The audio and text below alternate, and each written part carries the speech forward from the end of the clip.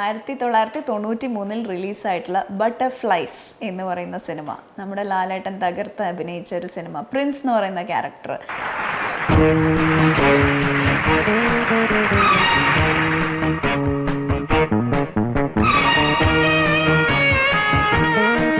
രാജീവ് അഞ്ചൽ സാറാണ് ഡയറക്റ്റ് ചെയ്തിരിക്കുന്നത്. ഇതിൻ്റെ റൈറ്റർ AK സാജൻ സാറാണ്. വളരെ സന്തോഷം AK സാജൻ സാറിൻ്റെ പുതിയ നിയമം എന്ന് പറയുന്ന ചിത്രത്തിൽ എനിക്ക് അഭിനയിക്കാൻ കഴിഞ്ഞു എന്നുള്ളത് ഈ അവസരത്തിൽ ഞാൻ ഓർക്കാണ്.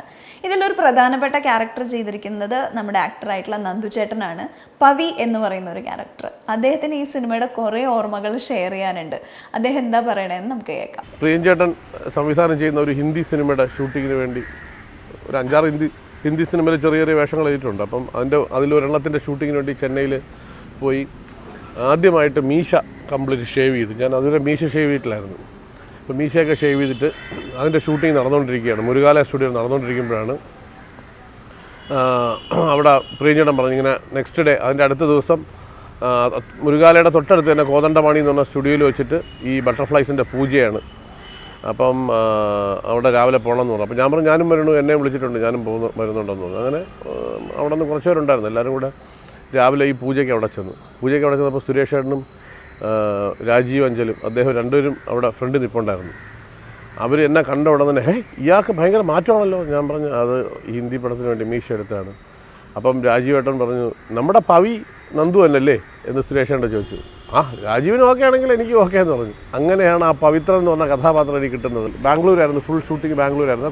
കുറച്ച് ഭാഗം ചെന്നൈയിൽ ഷൂട്ട് ചെയ്തിട്ടുണ്ട്.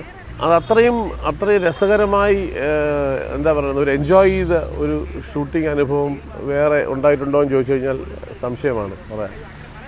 കാര്യം അതിൻ്റെ ഷൂട്ടിങ്ങിന് വേണ്ടി കൊണ്ടുവന്ന ലാലേട്ടൻ്റെ വണ്ടിയായിട്ട് ഉപയോഗിക്കാൻ കൊണ്ടുവന്ന പ്രൊഡ്യൂസറുടെ തന്നെ ജിപ്സി, സുരേഷ് ഏട്ടൻ വാങ്ങിച്ച ആ ജിപ്സി, പിന്നെ ഒരു BMW കാറ്, ഒരു ബെൻസ് കാറ്, ഒരു ലാലേട്ടൻ യൂസ് ചെയ്യുന്ന ഒരു സ്ക്രാംബ്ലർ ബൈക്ക്, ഇങ്ങനെ തുടങ്ങിയ ഒരു 5-6 വാഹനങ്ങൾ ഏൽപ്പിച്ചത് എന്നെയായിരുന്നു.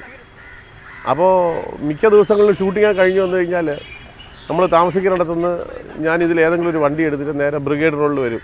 ബ്രിഗേഡ് റോഡിൽ ഞാനും ആരെങ്കിലും കാണും, നമ്മുടെ ഫ്രണ്ട്സ് ആരെങ്കിലും കാണും. വന്നിട്ട് അവിടെ ദി ബ്രിഗേഡ് എന്ന് പറഞ്ഞൊരു പബ്ബുണ്ട്. ആ പബ്ബിൽ ഒന്ന് ബിയർ കുടിക്കാൻ പറ്റും.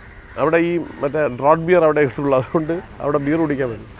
അവിടുത്തെ സെക്യൂരിറ്റി അവസാനം ഒരു മാസം കഴിഞ്ഞ് വെച്ച് ഞാൻ ഏതോ ഭയങ്കര കോടീശ്വരനാണ് കേരളത്തിലെ. കാര്യം എന്ന് പറഞ്ഞാൽ ദിവസവും ഓരോ ബെൻസിലും BMW മാറി വരികയാണ്. ഇതൊന്നും നമ്മുടെ വണ്ടിയൊന്നും അല്ല ഇതൊന്നും. അതിനകത്ത് ആ പ്രിൻസേട്ട എന്നുള്ള വിളിയാണ്. അത് ഞാൻ അറിയാതെ വിളിച്ചു പോയ ഒരു ഇതാണ്. പക്ഷേ അത് ഒരുപാട് ആൾക്കാർ അത് അപ്രിഷ്യേറ്റ് ചെയ്തു. ആ ഒരു വിളി നല്ല രസമുള്ള ഒരു ശബ്ദമാണെന്ന് പറഞ്ഞപ്പോൾ എൻ്റെ ശബ്ദം തന്നെയാണ് ഞാൻ ചെയ്തത്. അപ്പം എന്തായാലും ആ സിനിമയിൽ അങ്ങനെ ഒരു കഥാപാത്രം കിട്ടിയത് എനിക്കൊരു ലൈഫിലെ എൻ്റെ സിനിമാ ജീവിതത്തിൽ ആദ്യമായിട്ടാണ് അത്രയും നല്ലൊരു വേഷം, സിനിമയിൽ അത്രയും ഇമ്പോർട്ടൻ്റ് ആയിട്ടുള്ളൊരു വേഷം.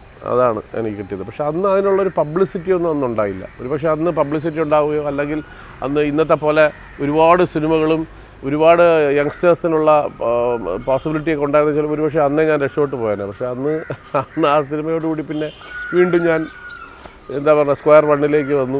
പിന്നെയും ഇങ്ങനെ ഇടിച്ചിടിച്ച് പോകുന്നൊരവസ്ഥയായിരുന്നു.